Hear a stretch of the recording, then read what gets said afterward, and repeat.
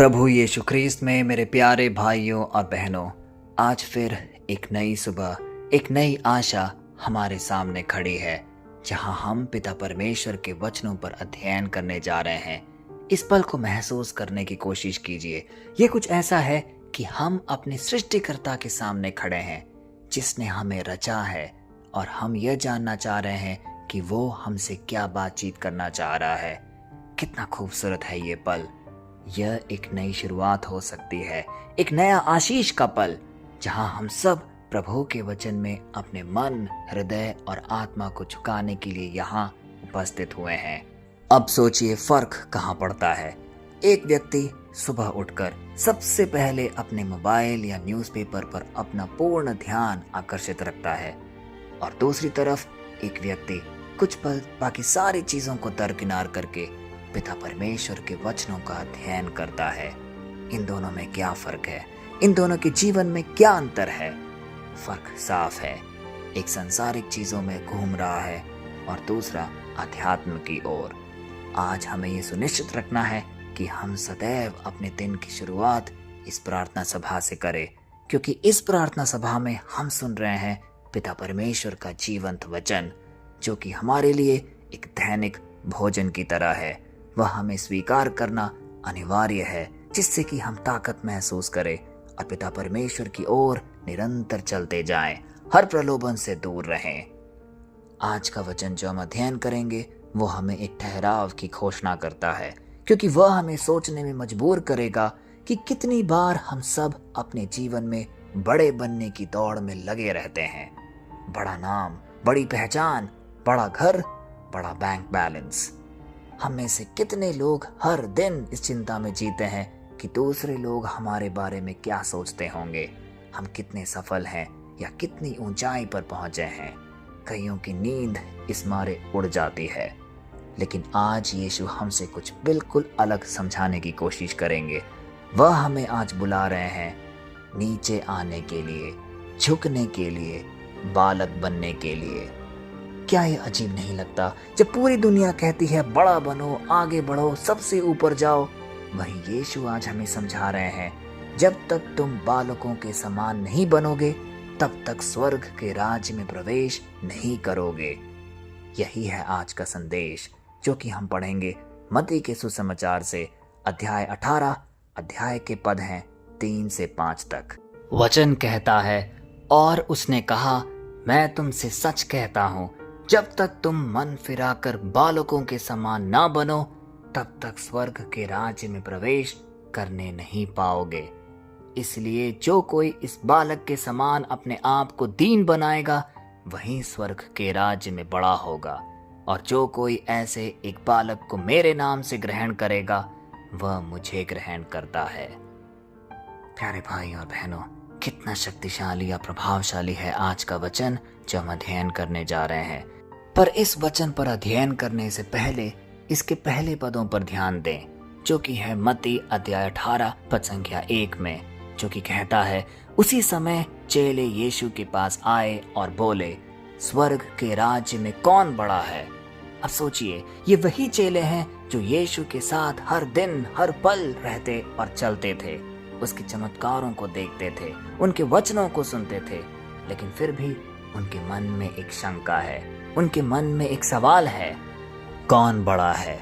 क्या ये सवाल आज भी हमारे दिलों में नहीं है?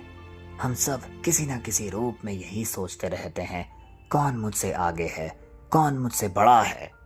लेकिन यीशु का उत्तर उस सोच को पूरी तरह उलट देता है। उन्होंने सीधे सीधे एक छोटे बच्चे को बुलाया, उसे अपने बीच खड़ा किया और कहा, जब तक तुम बालकों के समान नहीं बनोगे, तब तक स्वर्ग के राज्य में प्रवेश नहीं पाओगे।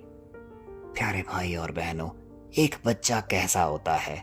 उसे घमंड नहीं होता, चालाकी नहीं होती, वह तुरंत माफ कर देता है, क्योंकि उसका मन चंचल है, उसका दिल साफ होता है, वह भरोसा करता है, सरल होता है और सबको अपना समझता है। और यही स्वर्ग के राज्य का रहस्य है। यीशु कह रहे हैं, स्वर्ग उन लोगों के लिए है जो झुकना जानते हैं, जो अपने हृदय को निर्मल रख पाते हैं। कितना सुंदर है ना? यह कहना चाह रहे हैं यीशु कि महानता विनम्रता में है, ना कि ऊंचाई में। अब अगर हम अपने आज के जीवन पर लौटें और अपने आज के जीवन पर मनन चिंतन करें तो हम साफ साफ पाएंगे कि हम हर दिन इस दुनिया की रेस में कहीं ना कहीं फंसे रहते हैं। सुबह उठते हैं, एक दौड़ में लगकर ऑफिस तक पहुंचते हैं और वहां पे ऑफिस पॉलिटिक्स, सहकर्मियों के साथ बातचीत और प्रतिस्पर्धा, यह सब रोज लगातार चलता रहता है। सोशल मीडिया देखिए, सोशल मीडिया पर लोग यह दिखाते हैं कि उनके पास क्या क्या है। कोई कहीं घूम रहा है, कोई कुछ नया चीज खरीद रहा है, कोई कितना सफल है, और इसी के जद्दोजहद में हम सब एक दूसरे से ईर्ष्या कर बैठते हैं, एक दूसरे से अपने आप की तुलना कर बैठते हैं और हम अपने अंदर एक ऐसा व्यक्तित्व पैदा करते हैं जो अपने जीवन को छोड़कर दूसरों के जीवन पर अपना ध्यान केंद्रित करता है। लेकिन आज यीशु हमसे कह रहे हैं, रुको, ठहरो और अपने हृदय को बालक बनाओ। जब तुम बच्चे जैसे बनोगे तब तुम्हें स्वर्ग का अनुभव यहीं पृथ्वी पर मिलेगा, क्योंकि बालक का मन विश्वास से भरा होता है। वही विश्वास जो पहाड़ों को हिला देता है, वही भरोसा जो आंसुओं को मुस्कुराहट में बदल देता है।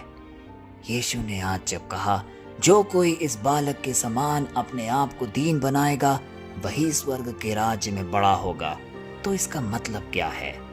इसका अर्थ यह है कि ईश्वर के सामने विनम्र होना, अपने आप को गिराकर उसकी कृपा को ऊपर उठाना।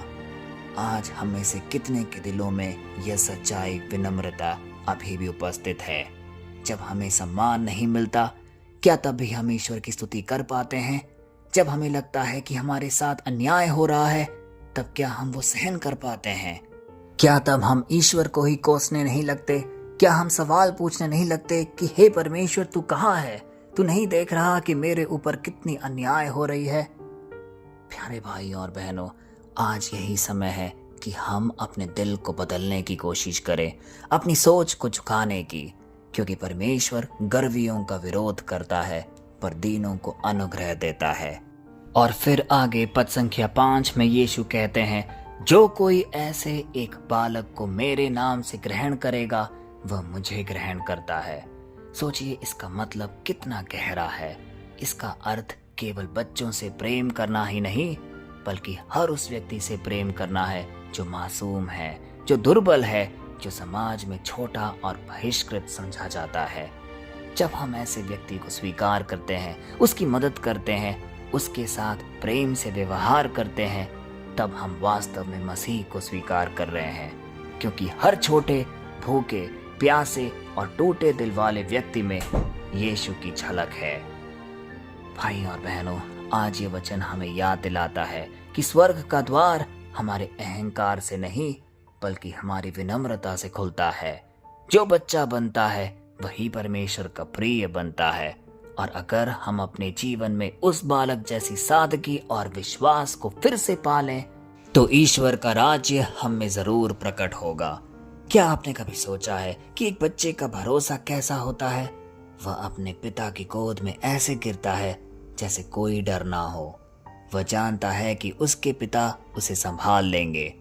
आज परमेश्वर भी आपसे वही वादा कर रहे हैं, मेरे बच्चे मेरी गोद में आओ, मत डरो, मैं संभाल लूंगा।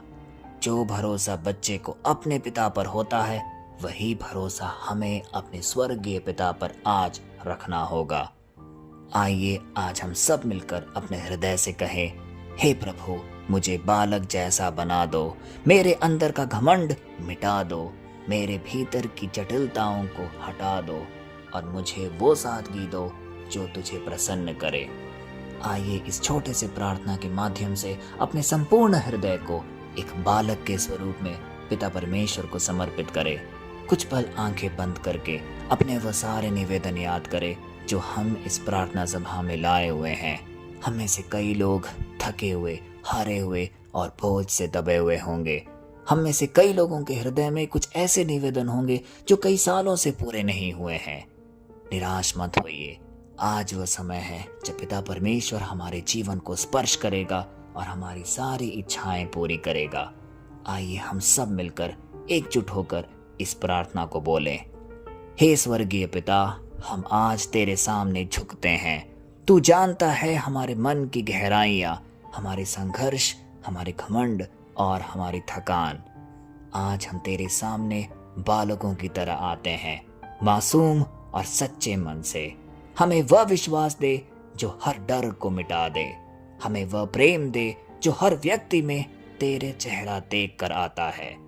हे प्रभु, हमारे जीवन से अहंकार दूर कर दे। हमें झुकना सिखा और तेरी इच्छा में चलना सिखा। हम प्रार्थना करते हैं हर उस व्यक्ति के लिए जो आज इस वचन को सुन रहा है, उनके परिवारजनों के लिए। उनके जीवन में तेरी चंगाई, तेरी शांति और तेरी उपस्थिति का एक अद्भुत अनुभव हो। हे पवित्र आत्मा, हमारे बीच उतरा, हमारे दिलों को नया बना और हमें परमेश्वर के बच्चों की तरह जीना सिखा।